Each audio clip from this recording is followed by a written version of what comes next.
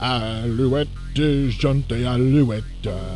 Bonjour, my friends. The good people at Emotion have supplied us with this earliest copy of Alone in the Dark 3 that they could manage. And it's very, very French. It's so French that we here at Interactive Entertainment have donned our berets and put rich sauces on all our food so that we might begin to understand the culture and truly review this game. C'est incroyable. C'est magnifique. C'est français.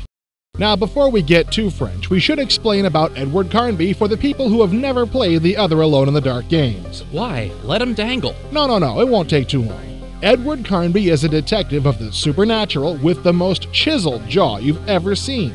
He beats up various green zombies, solves puzzles, and basically saves the world. And he looks great, too. The shifting cinematic angles that have become the trademark of this series are still around in the third installment, which takes place in the very Wild West. Well, partner, this here game takes place in the dusty old ghost town of Slaughter Gultch. And there ain't never been a ghost town with so many ghosts. Around these parts, folks just don't know how to die proper. And along comes this Kirby character trying to take care of business, and danged if he don't get caught up in the whole mess like a jackanapes. Well, what do you mean, jackanapes? What the heck is that? Well, I don't rightly know. I think it's time to be French again. Mais oui. This intriguing Carnby. He is truly the man of the talents, no? Oui. As comfortable with the martial arts as with their really big guns. And the suave ladies man as well. But he cannot keep himself from being tied down. Boy, you do that too long and it makes your nose itch. The visual style of Alone 3 has advanced a lot from Alone 2 thanks to these gorgeous hand-drawn backgrounds by Joel Mouclier. Monsieur Mouclier. C'est fantastique. Hey, my nose itches. There is one drawback to this lush detailing. The designers didn't work hard enough to mesh it properly with the characters. When Carnby stands at this end of the balcony, everything's fine.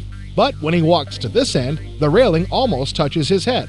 This kind of graphic inconsistency is fairly common here, I'm sorry to say. But what if they meant it to be that way? What if the weird energy that surrounds Slaughter Gulch also messes with the physics of the place? Tell the truth now. You had to stretch for that one, didn't you? Okay, occasionally there is a problem with the different elements matching up, but that's a small price to pay for all the many times when it works beautifully.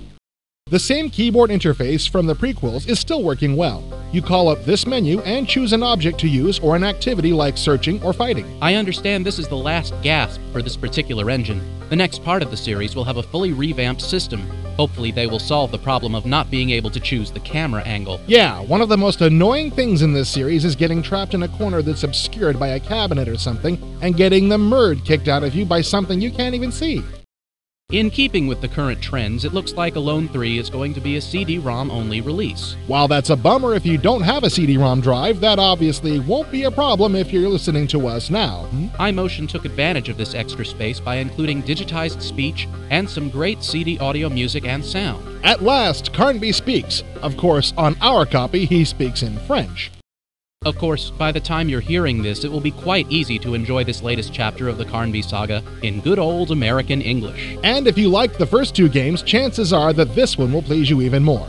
Of course, if you've never heard of the darn thing, you might still have a good time. Especially if you keep talking like this. Oh, regarde! Le chat très vicieux! Avec